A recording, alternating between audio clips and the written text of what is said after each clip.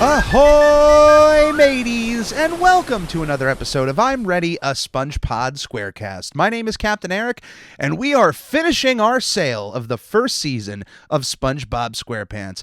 That's right, ladies, gentlemen, boys, and girls of the Ready crew.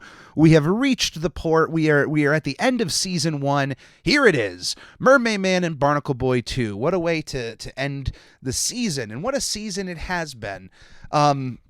This is one of the most important first seasons in television animation history. This is SpongeBob SquarePants, one of the biggest cartoon characters of all time.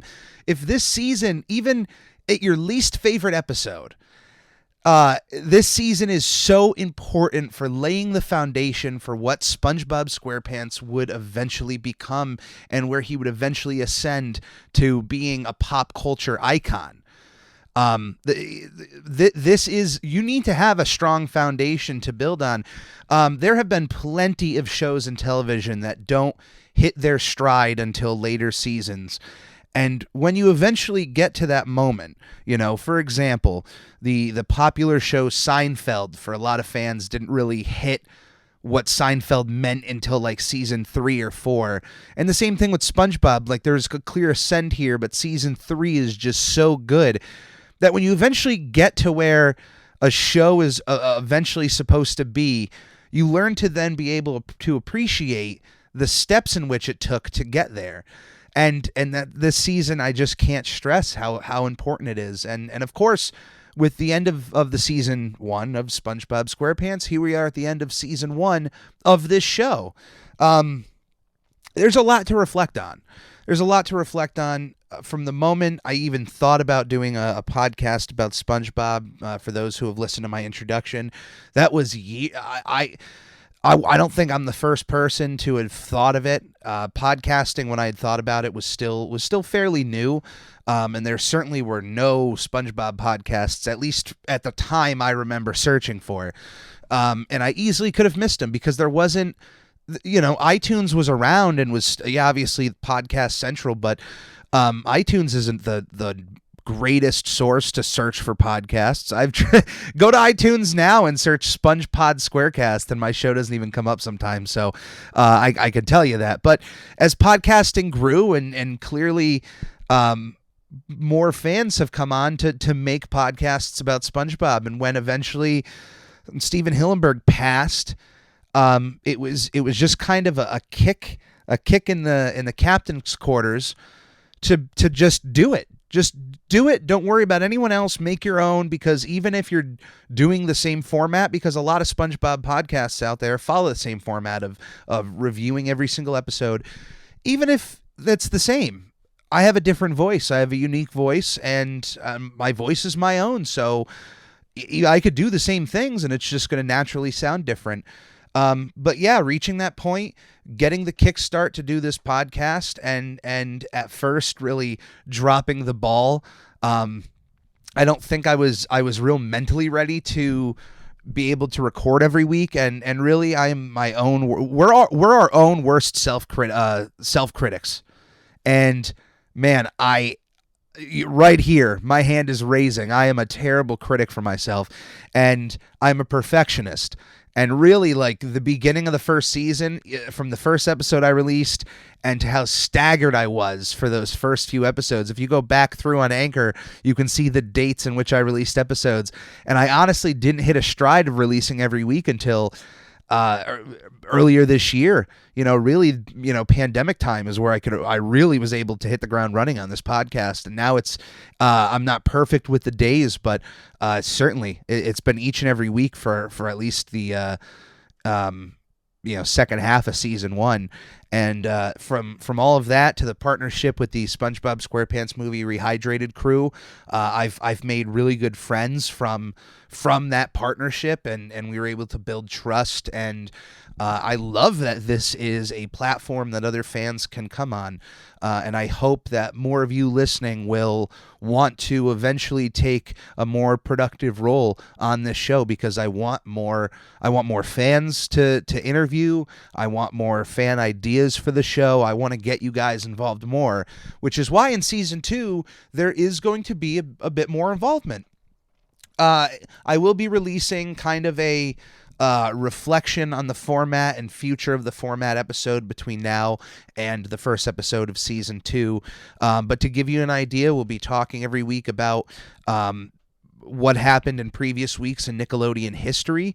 I'm going to open up a mailbag, and we'll have a specific email for you guys to email me questions, things you'd like me to review, things you'd like me to read on the air here, questions you might have on my opinions of other shows, things like that. And we can get a nice dialogue going here. Big shout out, honestly, to the podcast Monster Sounds Off, which I have been a avid fan for so long. And he has a very big mailbag section of his podcast. And that's always been one of my favorite sections. So if you enjoy my content, by all means, let me know exactly what you think of this show, because your opinions are going to help shape the future, because I do hope that each and every season changes things up a little bit to what you listeners might like a little bit more. It's not just about me here. I could talk all day and night about myself and SpongeBob and the things I like, but I want to know what you guys like just as much. So please keep an eye out for that. It will be released as a regular episode. It won't be numbered, but it will be released. It'll be shorter. It won't be anything fairly long, just kind of more a reflection for myself and to give you guys more of an idea on what season 2 is going to look like. But before we can even get to season 2, we have to get through this last episode here. MermaidMan and BarnacleBoy II, certainly a surprise for fans who enjoyed MermaidMan and BarnacleBoy. I thought when they introduced the characters, I thought they would become more regular mainstays, and then they didn't appear for a while. And you just think like, okay, maybe, once a season they get in touch with these guys, or maybe that was it. Maybe we just don't see them again. And boom, right at the end of the season, we have MermaidMan and BarnacleBoy II. And that alone is exciting, because once you get that 2, then the possibilities of 3 and 4 and being able to see these characters more completely just open up. One of the big things about this episode, now, one thing I do want to talk about, I mentioned this, I talked about this a lot early on in the podcast, but for those that don't know, the first season of SpongeBob SquarePants was the only season of the show to be done completely on an original animation production. So ink and cell, and from season 2 on, everything then just moved on to computers. So this is the last time that we're going to see this kind of animation. This is it. Unless we come back in future episodes of the podcast and maybe revisit season 1 in a way, everything from here on out is made by computers. So I'd like to appreciate that for a second, because that original animation style and the way that we used to make cartoons is so time consuming. Like, animation is still time consuming, and I don't want to make that, I don't want that to come off like I'm not understanding about, that animation is still hard. But the way to make a cartoon 30 years ago and 20 years ago is a lot harder than it is today, even though it's still hard. So if that's in perspective for you, if you think today's animation is still difficult, then just think about that like times 10 on the difficulty scale. But with that kind of animation style, you get this charm with the cartoon, and it looks a little dirtier, but that's a part of the charm. Once you clean things up and you make them as perfect as possible, and things don't get those natural mistakes, I don't know, I feel like it loses a little bit of its shine. And SpongeBob certainly isn't the worst example, I could say, of a show that went from traditional animation to eventual computer animation and just became stiff. I would say shows like both The Simpsons and Family Guy really started out kind of crude, and then eventually got to a point where everything was so pristine. Like, the chances of Peter's face in Family Guy changing sizes while he's talking, like, that's just out the window. It's just going to look clean now. So appreciate this kind of stuff, because it's a charm. It's very hard to replicate on computers, but those who can replicate that turn out some wonderful pieces of animation. So, but beyond that, this is the last time that we will have traditional animation. This is also the one and only time that Charles Nelson Reilly appeared on the show as the Dirty Bubble. Now, he would eventually go on to voice the Dirty Bubble in the video game Lights, Camera, Pants. But unfortunately, Mr. Nelson Reilly passed away in 2007 due to pneumonia.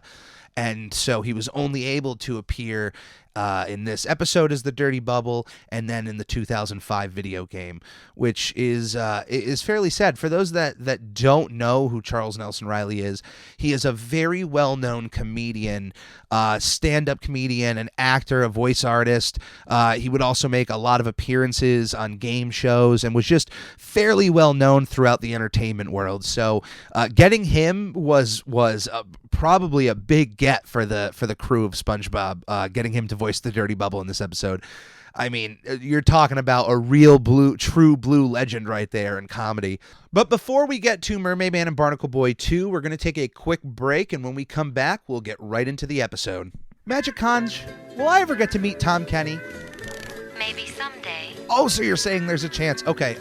Should I tell fans of the show how they can support us? Yes. Goofy Goobers, supporting the show is shockingly easier than catching a blue jellyfish. Right from our anchor page, anchor.fm/SpongePod, you can find links to all of our social media and a support button if you happen to have a few extra clams. Also follow us on twitch.tv/SpongeBobPodcast, where it's not only the official home to our sister show, Video Bob Game Pants, it's also where I stream live drawings of various Nickelodeon characters and host the opportunity for commissions and giveaways.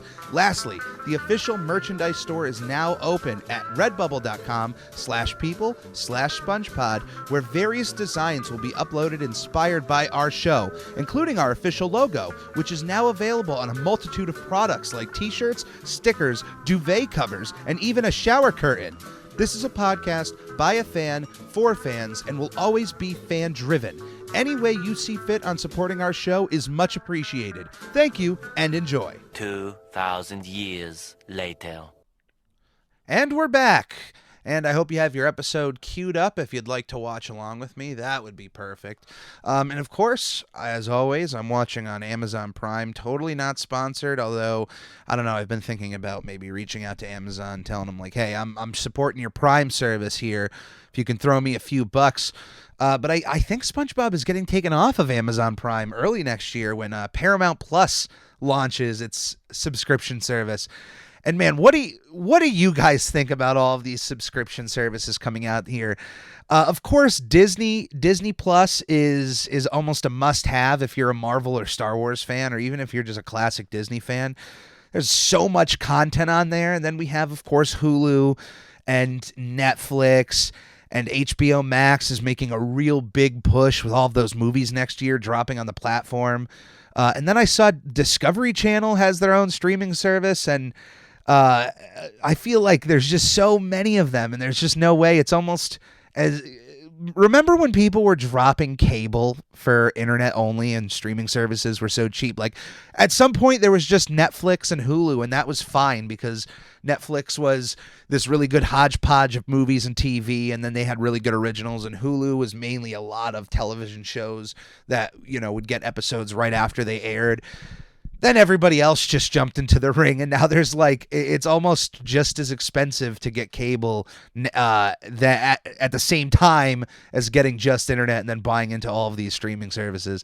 It's completely nuts, but I'm excited about Paramount Plus because if they actually are able to then have an entire complete Nickelodeon catalog, everything from Rugrats, probably not Doug, but it would be great if they put up the original Doug. Wait, what am I talking about? Doug is on Hulu, so that's totally fine. I don't know what I was thinking there, but everything from Rugrats, Doug, Ren and Stimpy, I hope they'd put Kablam up. Like, if they have Kablam, the Paramount Plus, I'll be a lifetime subscriber. If anyone's listening out there working at Paramount, please get me involved with picking your Nickelodeon selection because I'll make sure everything is found. But that would be really exciting, and I don't want to get too excited, but I'll have it day one just so I can watch the SpongeBob movie, but and probably for Camp Coral whenever it goes up there, just out of curiosity and definitely to review it for this podcast. But Yeah, we have Paramount Plus, so I don't even know if SpongeBob's going to be on Amazon Prime. But if you'd like to watch along, I'm going to start at the beginning of the title card, which, of course, I'm just going to make sure my sound is completely down. And you can start the episode now. All right, so here we have MermaidMan and BarnacleBoy II, written by Chuck Klein, Jay Lender, and Mr. Lawrence, as usual. And here we have Ernest Borgnine, Tim Conway, and Charles Nelson Reilly. What a trifecta there.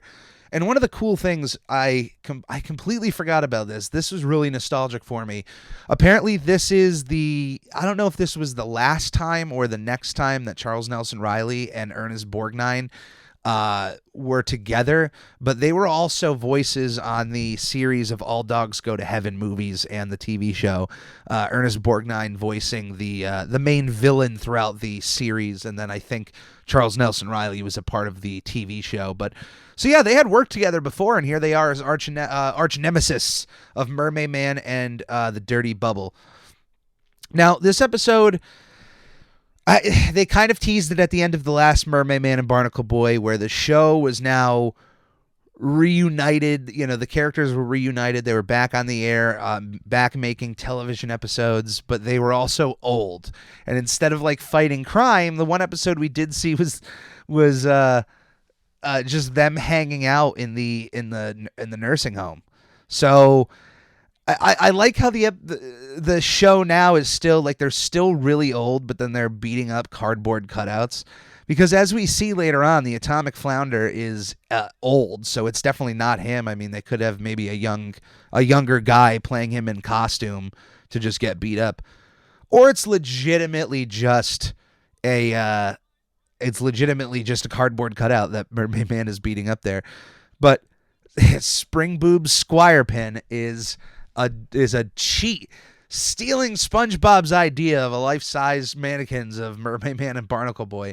But what would you have the patience? Do you love anything that much? I mean, I love SpongeBob just as much as I think SpongeBob likes MermaidMan, and I wouldn't have the patience to get a bunch of like McDoubles or Whoppers or Big Macs, whatever a Krabby Patty stand-in could be from a fast food restaurant that I could easily get and would be cheap. Even like dollar burgers from Burger King. Like, I don't think I have the patience to build a SpongeBob life-size mannequin out of burgers. I don't know. If there was a specific food contest, maybe I would do it just as an homage to this episode. But just thinking about it, I'd rather paint SpongeBob. I would not want to build a burger mannequin. But this is actually the first episode that we ever see of the Mermalair, which is MermaidMan and Barnacle Boy's Batcave-esque setting that is located directly under the nursing home, which is absolutely crazy. That makes me... I want so many questions answered about this. Like, was the nursing home built right above it specifically for MermaidMan and Barnacle Boy? Like, did they pay for that so that they would have access to their cave? Or when they got into the nursing home, did they build a Mermalair right below it? I don't know.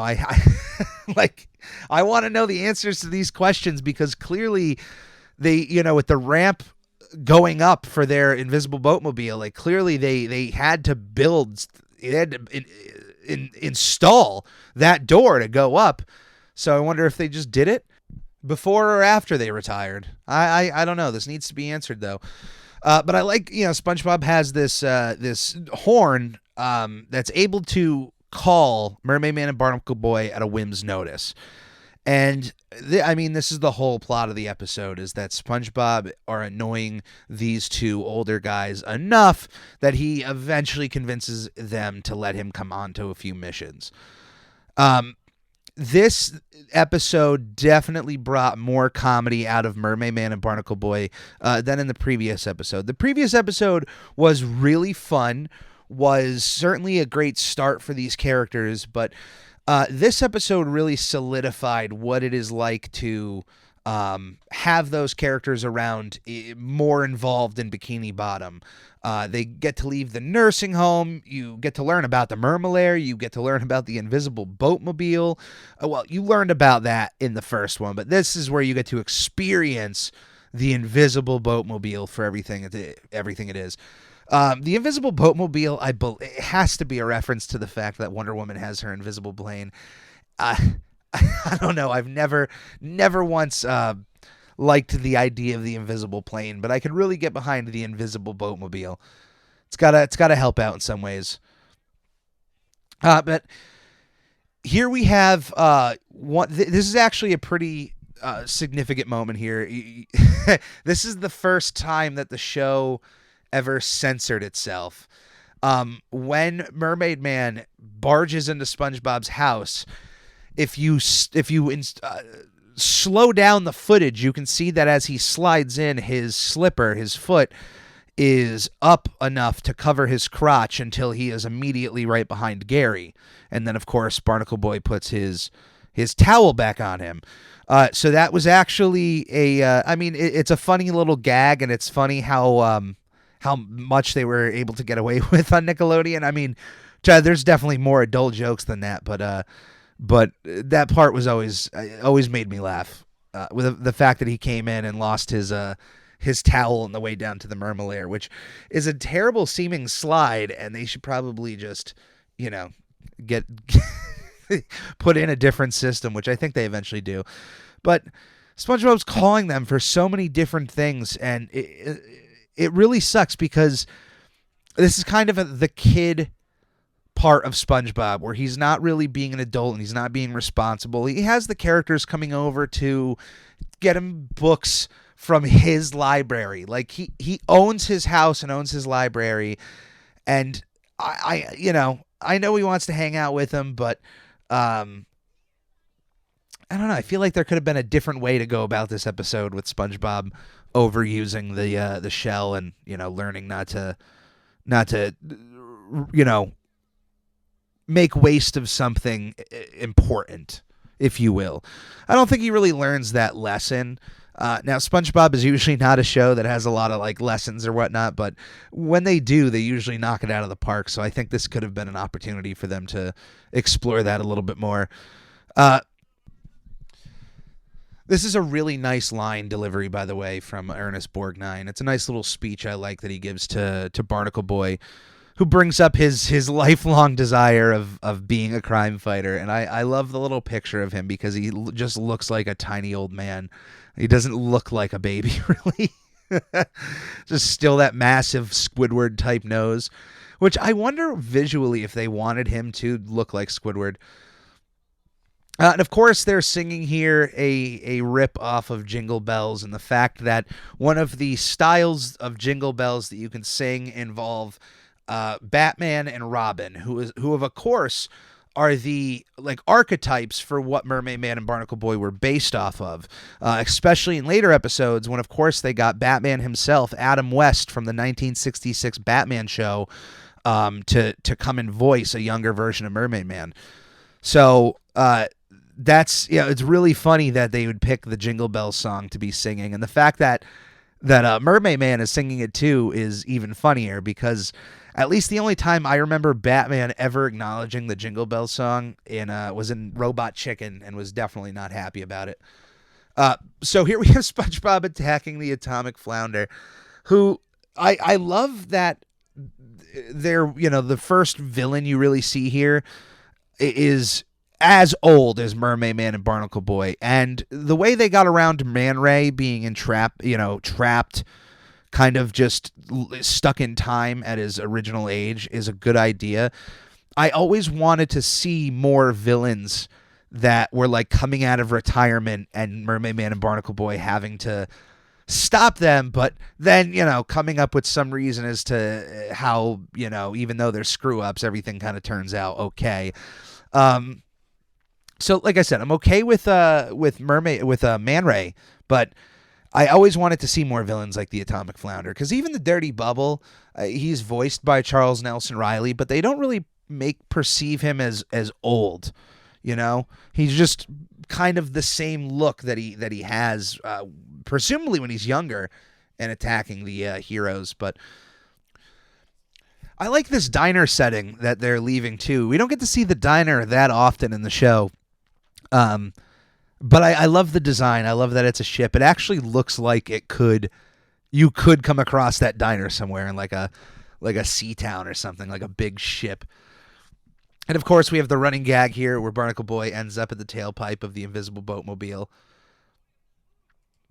But then we have the dirty bubble, Mr. Charles Nelson Reilly right here, attacking our heroes. I wonder if it's the special dance mix of the theme. I wonder if the fact that they got in a tussle with with the atomic flounder earlier was what caused the dirty bubble to kind of just be like, you know what, I'm going to go mess with those guys. I'm going to find out where they are. This is apparently the only episode of season 1 to premiere during SNCC. Now, for you younger fans out there who don't know what SNCC is, SNCC was the name of Nickelodeon's Saturday night block, which started on August 15th, 1992, and went until 2001. SNCC was like, I don't want to say like how Adult Swim is with Cartoon Network, but SNCC was more geared to like teenagers. Like, hey, this is more for a slightly older audience than young kids. But as it went on, it kind of went away from that and then just became a name for whatever programming they were airing on Saturday nights. And so SpongeBob in 2001 was airing on SNCC, on that version of SNCC. And that was the end of the episode. This nice little drive off into the distance with even Barnacle Boy joining in on the song they were singing. And what a way to end season 1, right off into the sunset. Now, let's go to a slightly worse dimension and say that SpongeBob SquarePants doesn't get picked up for a second season. We're just stuck with this first season. How does it look on its own completely without knowing of anything else in the future, not knowing of the movies or how big or the video games? How does this season stand up on its own? And I got to say, just like I said earlier, it is one of the best first seasons of any show in history. They really knocked it out of the park in a lot of ways. Knowing that they get better over time is awesome, but even at this point, this is fantastic. You can easily find 3 episodes in this first season that can stand the test of time of any SpongeBob episode coming out now. And the first season is always the most difficult because it's where you're kind of learning your boundaries. You're learning your characters, your location. It kind of helps the trajectory on what you want to do in the future, and you want to grow more of those. And we're still not at a point where I would say all the characters are in their final incarnations, their current incarnations. We're still learning about those characters. Patrick in season 1 is still somewhat competent of a character. He's dumb, he's dim-witted, but he's not as bad as he would eventually get.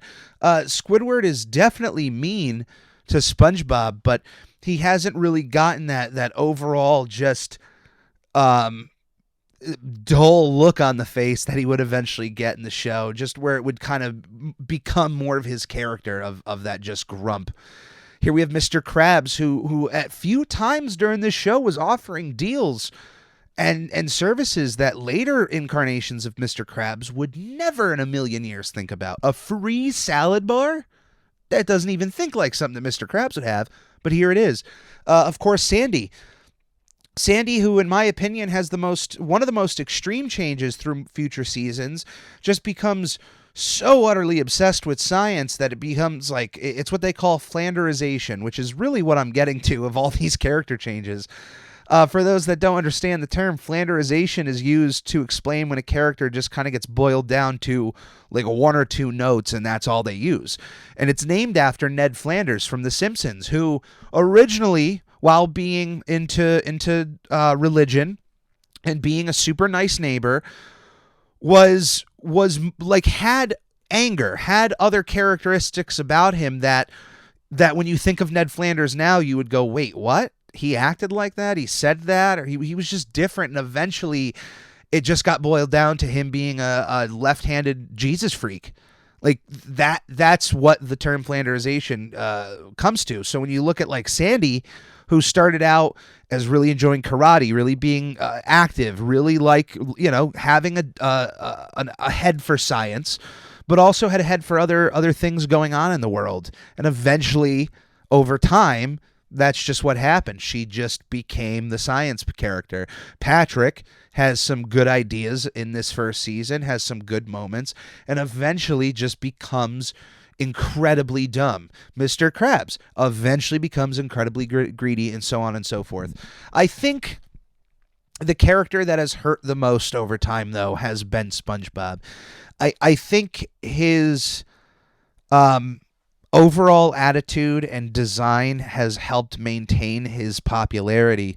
But eventually, there's moments in these first few seasons, and definitely during season 1, where SpongeBob is a lot more adult and reasonable than in later seasons as things go on. And of course, when you talk to most fans, that really happens after the first movie when Steven Hillenburg exited the whole show. That's your backbone. Everything is going to be based from that guy's imagination and him helping to be a part of a group of people to help build this world and these characters. But, once you take the head of the table away, it's really hard to fill that spot, So, but here we are, the end of season 1, moving on to season 2, and we're going to continue the show moving forward. Please pay attention if you're a listener, if you're a new listener, an old listener. Watch out for that new quote-unquote episode that's coming out in a few days. That'll go over all of the information for season 2 of this show, some of the changes, some of the ideas, and I would love to hear feedback from that, especially once I give out that email address, which I'm not going to do here. You're just going to have to look for it. So thank you for being a part of this ship. We're going to get a new ship for season 2. Thank you for being a part of the Ready crew. We're going to say goodbye to season 1, and we're going to move on forward. And just like always, we're going to continue our sail through SpongeBob SquarePants. So stay safe, take care, and we'll see you here next time.